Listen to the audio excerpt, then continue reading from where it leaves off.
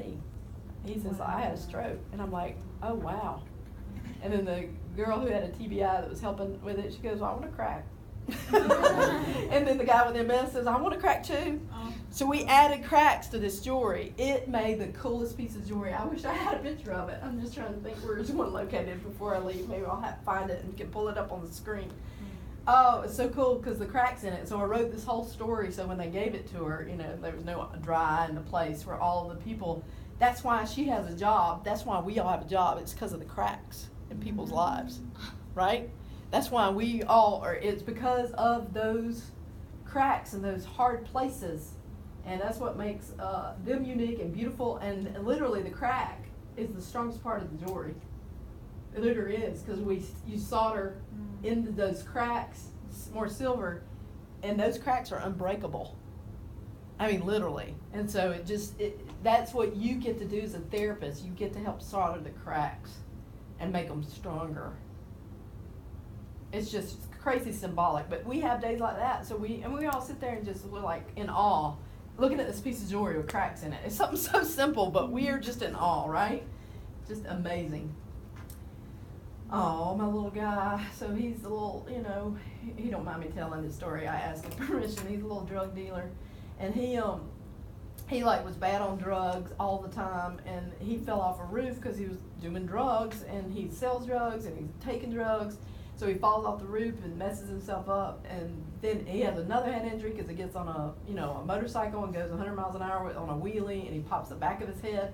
So he's like a repeat offender for head injury, and he's like, first of all, I can't get on a motorcycle, can't get back on the roof, but what can you do? He goes, well, I like art. And coming here, we found out he likes plants, and now he works at a greenhouse. He helped me with my plant sale, and now we got him a good job on the ground. And he's drug-free now, so it's cool to find out, you know, how they're doing. But this was a cool place, you know, Art of Hope, for him to find out, you know, what can I do, and what is something I'm interested in. So, yeah, he had no idea. He's like, I can't believe I like messing with dirt. This is great. And so he actually works for a greenhouse. So we do a lot of art projects, from something bad to something good to becoming something great. And I do this one often. I've done that. That one was for the BIA, and I've done one at a stroke conference. And then I do them all the time for just our little, you know, our department. I did it last week for our just lunch and learn, you know, just for the patients, whoever's in house. So that's like 160 people participate. No, 60 people, because it's 120 pieces. So 60 people participate in this. But he helped me develop it. Him, you know, on this previous slide, he helped me, you know, trace it out and make him and about 10 other patients. I just got the picture with him. So everybody took a piece of the puzzle, and like underneath it is like paint by numbers. And so on the black piece, they wrote every bad thing that's ever happened to them. So this is healthcare providers. This is me. This is you. This is people who've had a head injury or stroke. This is their family members, all in one big room. And everybody's got a piece of the puzzle that's blank before we put the paint on it. And on the black piece, they write every bad thing that's ever happened to them and cover it with black paint. And whatever numbers on the back, they go put it on the puzzle piece. The other piece, they take, and whatever color's on the back, they paint that piece of the puzzle, that color, and then take the opposite end of the brush and write into the wet paint every good thing that came from something bad that wouldn't have happened unless something bad happened. Wow. So if you talk about connecting the dots, it was a cry fest. So I do this one over and over because all of us have got something bad that's happened to us, and we can literally think through and go how it became something good, and now you can look at it and see how it's becoming something great, right? Mm-hmm. And it's neat how to walk people through that, and it's very powerful. So art's another tool we use all the time, collaboratively and individually. We'll do small paintings on this level, big ones. So this is, you know, same thing, 50 of us, not really.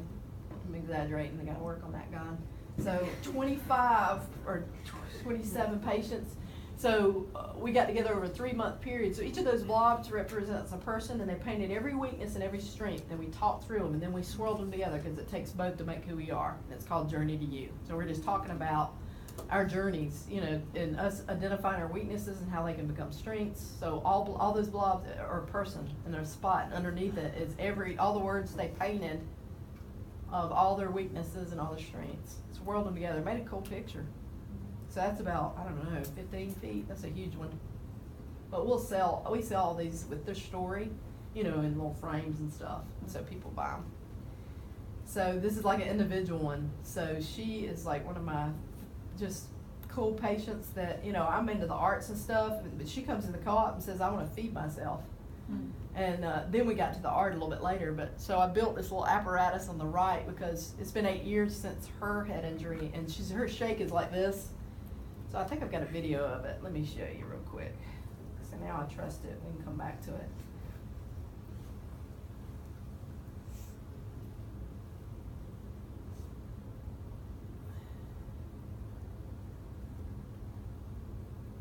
All right, just look at the middle of the screen. So you can see how her shake is. So me and We're gonna put it all across, so no matter which way you put it. 6 or 7 people helped put this together so she could feed herself for the first time in 8 years.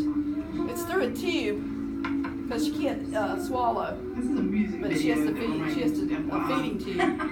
But her husband come home twice a day to do this from work, and she said, "I just want to be able to do it myself."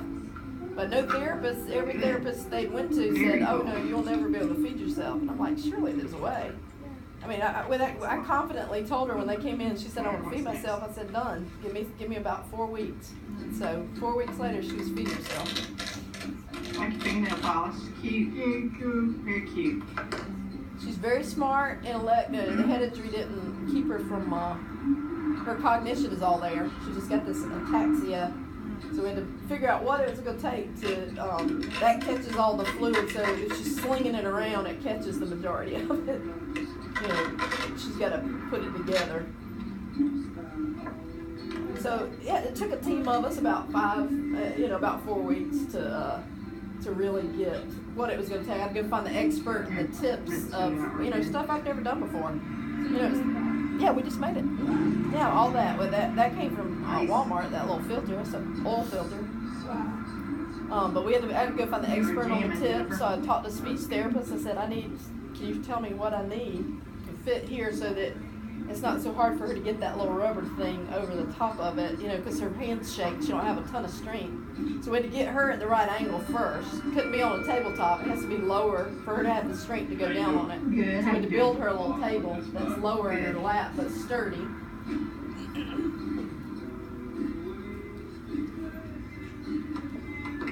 Like the music. Oh yeah, yeah. We always have Jack music. Johnson. Yeah. So she gets it on there and does the whole gig. But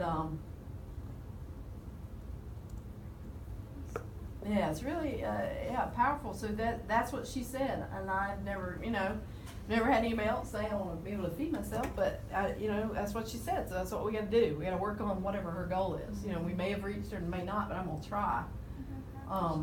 And so then she found out from the psychologist. You know, she painted before. I was like, well. She said, I can't paint now because of my shake. I was like, your shake is going to make your painting unbelievable. So I taught her this technique, and so with a spatula. So she did this painting on the left. Is that not amazing? Beautiful. It's her walking and hiking. I'm like so jealous. I tried to reproduce it. I couldn't. I was like, that is amazing. Yeah. She's just, and so she kept doing paintings. I was like, now you need to, for her to have meaning in life, I was like, you need to start blogging.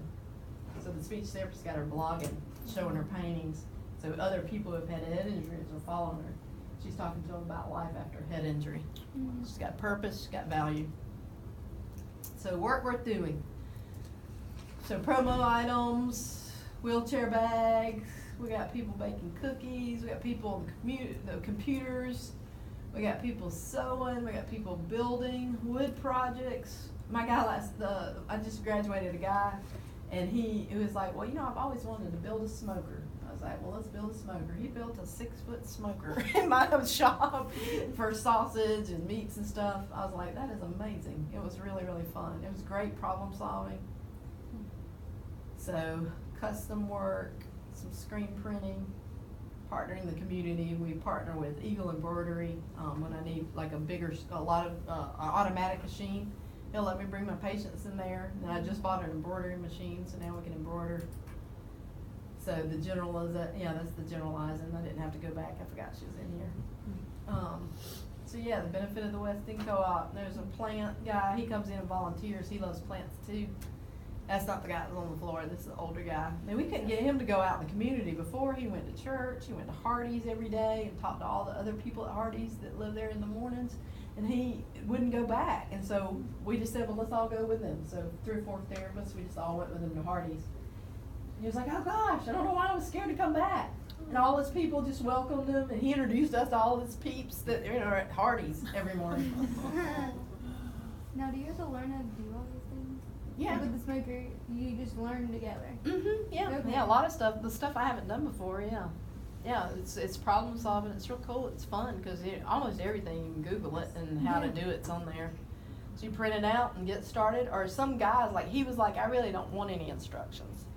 I really just want a picture. I was like, okay. Well, I built 30 houses from the ground up, so that helped, so I could guide him, as far as, measuring twice and cutting once.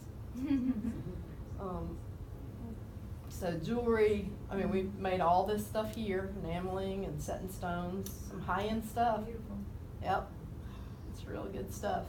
So like Callie here, she does it now for a living. So I set her up $40 box, and she goes to downtown, not Travelers Rest, but what's the market, like and she'll sell all her chains.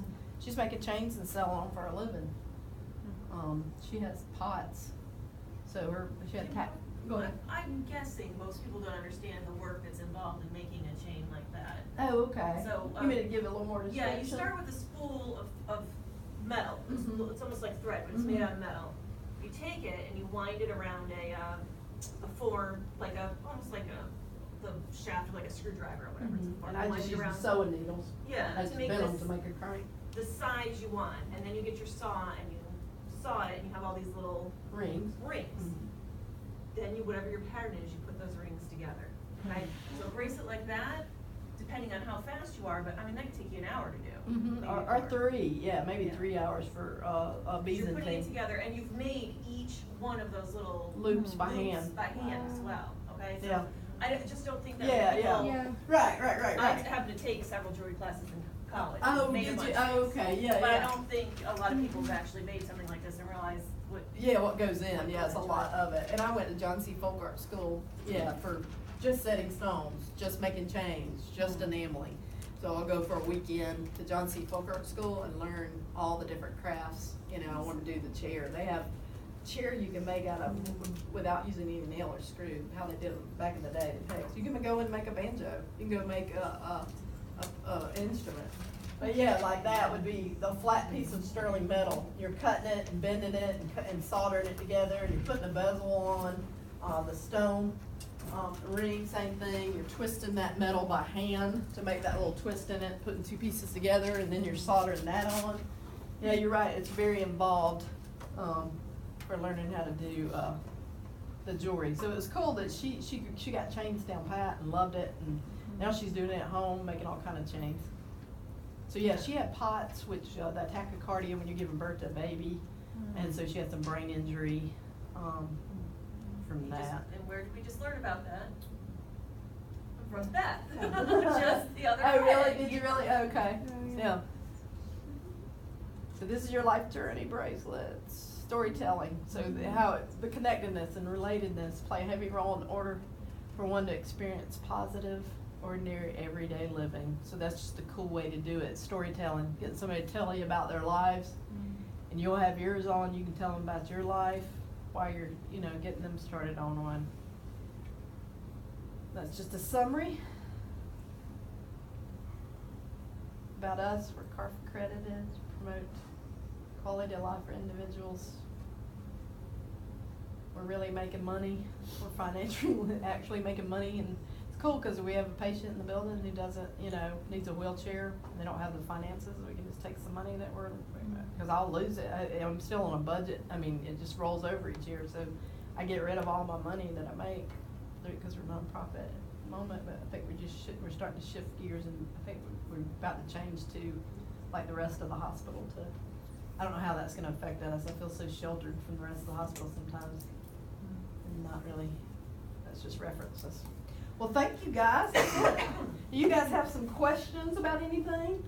Do y'all have like a shop to where like You come downtown, yeah. downtown? Mhm. Where? It's gorgeous. That's Greenville? like the West End. It's across from Smiley's. Yeah. The Mellow Mushroom's on that side, and we're on this side. Okay. Yeah, I mean, it looks like a store. What is So- it? What is the name? Weston Co-op. Oh. Yep, Okay. it is. They're not from around here. Mine's more of an idea. Okay. We're